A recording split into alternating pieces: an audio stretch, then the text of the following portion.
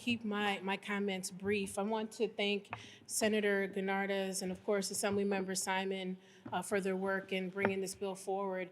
I remember vividly the debate we had on the floor last year during session with regards to this bill and some of the stories that colleagues shared, and even for myself, reflecting on my time prior to being in the Senate as an educator in higher ed, these conversations around active shooter drills and what this does, as it has been mentioned already, to the mental health and also the sense of safety.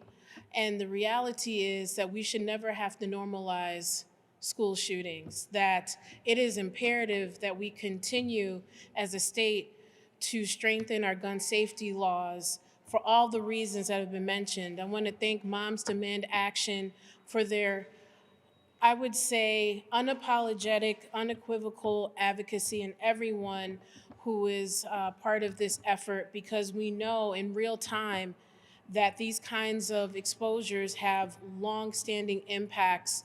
We know that as a state, we have to continue to invest resources for the academic success, but also the social integration that our children need to learn and understand.